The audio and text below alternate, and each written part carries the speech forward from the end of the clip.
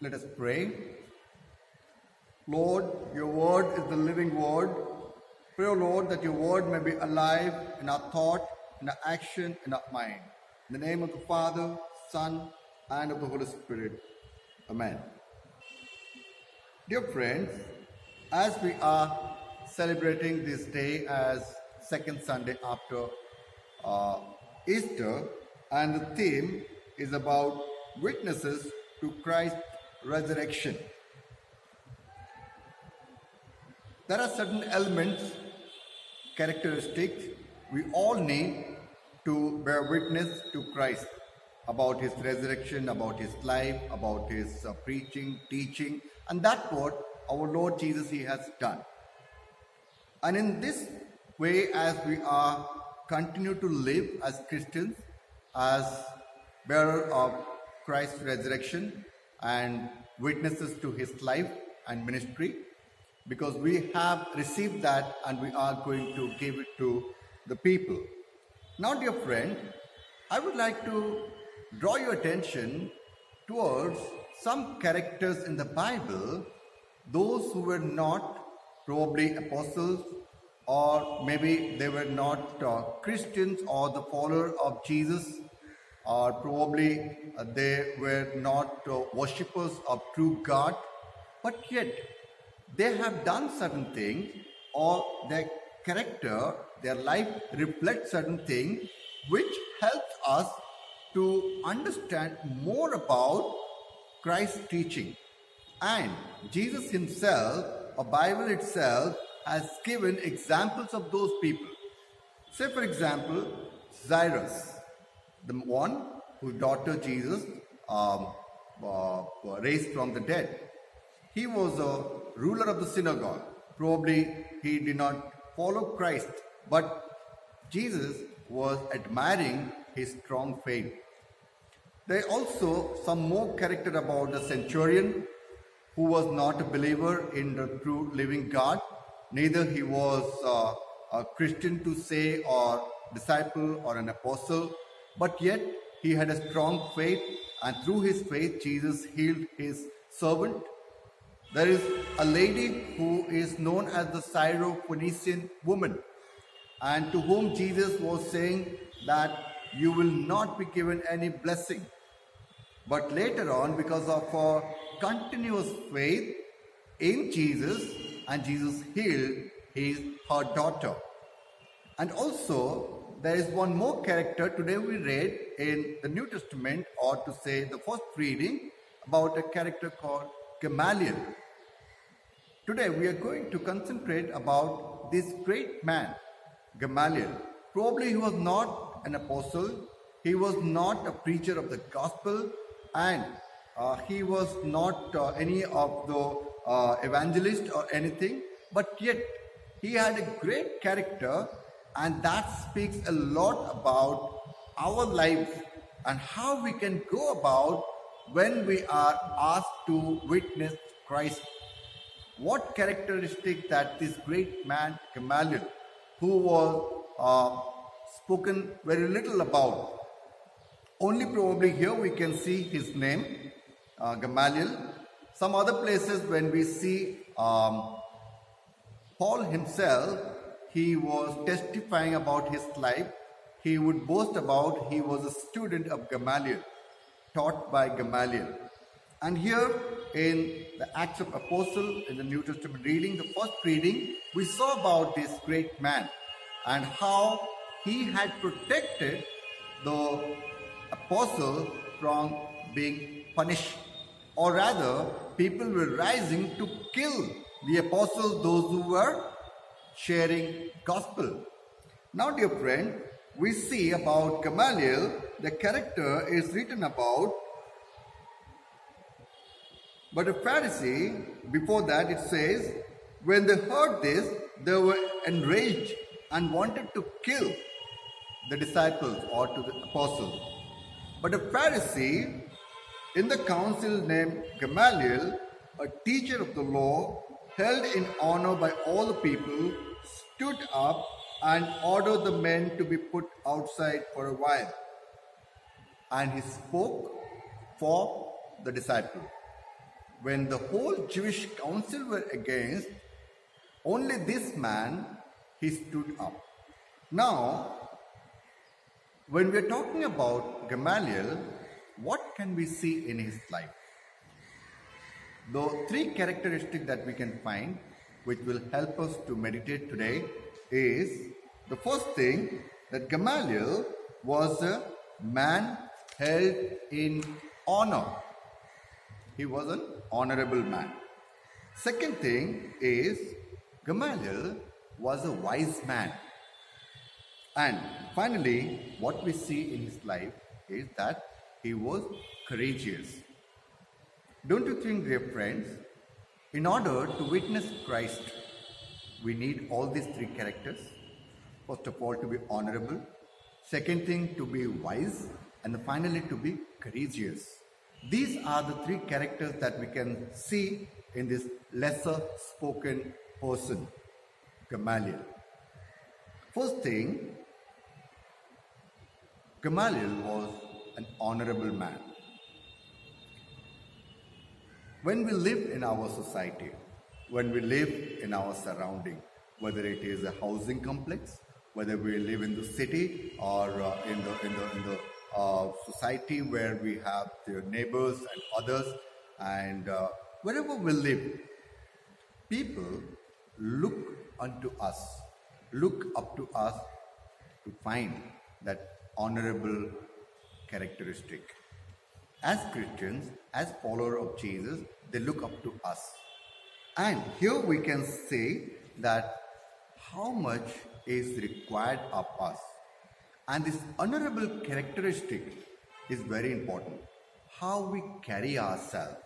Are we setting a right example before people?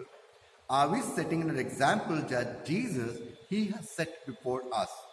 Being loving, compassionate, kind, helping each other, and many more things that is required to be an honorable man. Probably, Gamaliel, he had those characteristics. That is why people were looking up to him.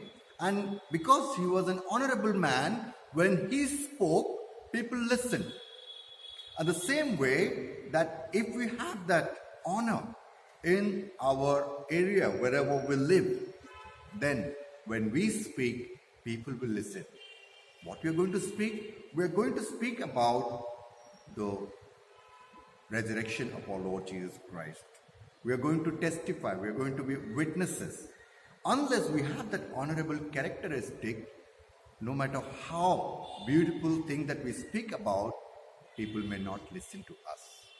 Yes, dear friend. The first characteristic is to be an honest person, honorable person. Wherever we are, this character should follow us. Second part is about Gamaliel. He was wise. Why?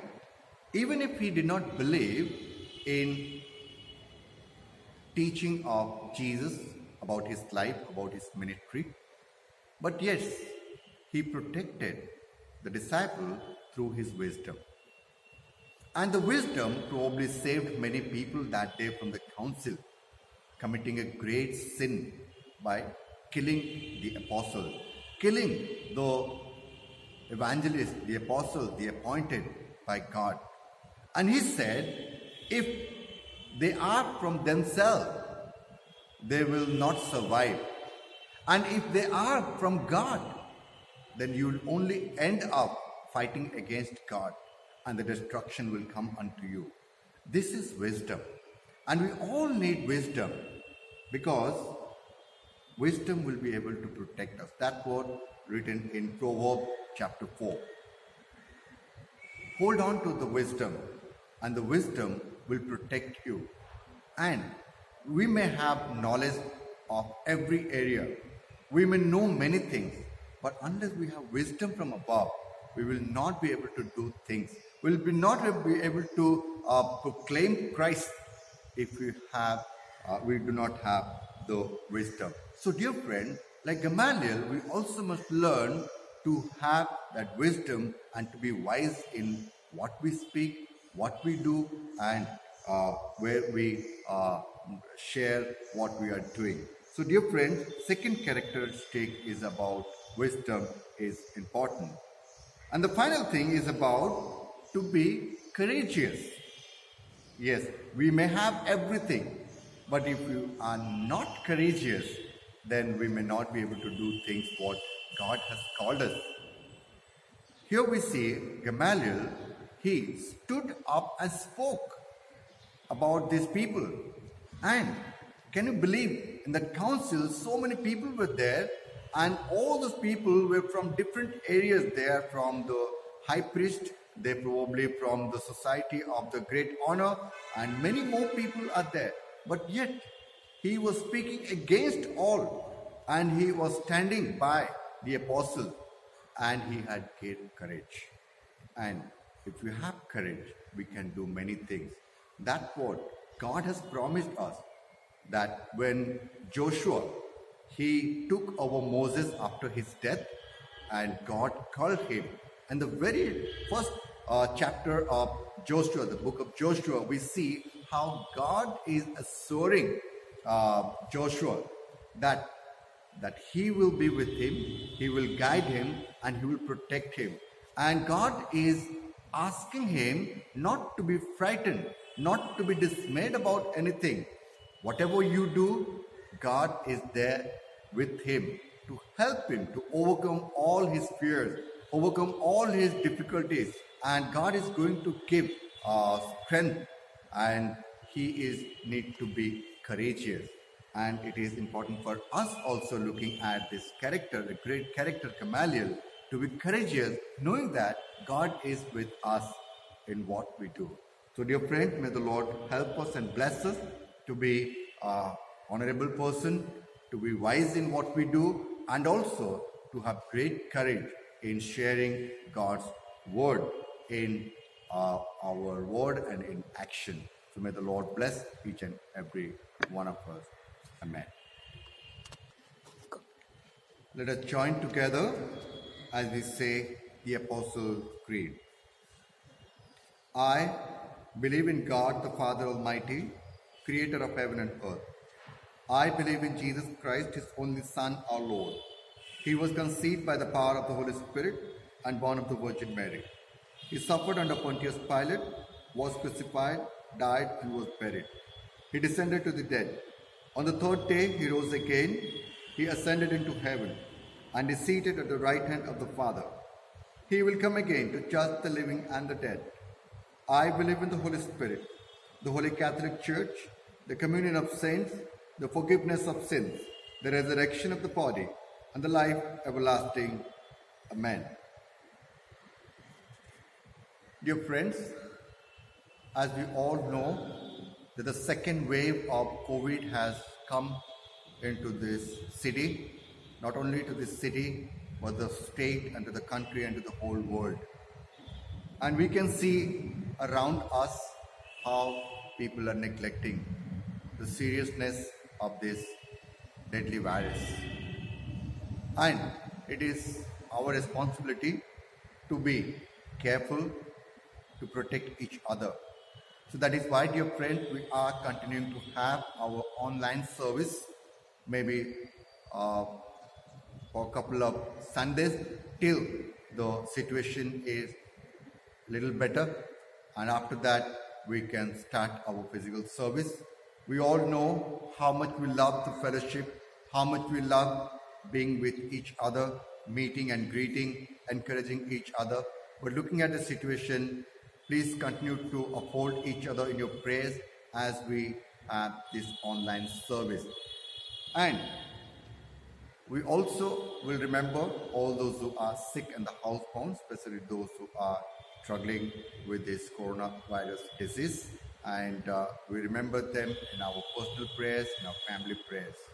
And dear friends, also remember that in case you want to come and pray, the church is open at the daytime. You can come and say your prayers, and also you can leave after the church and after your prayers.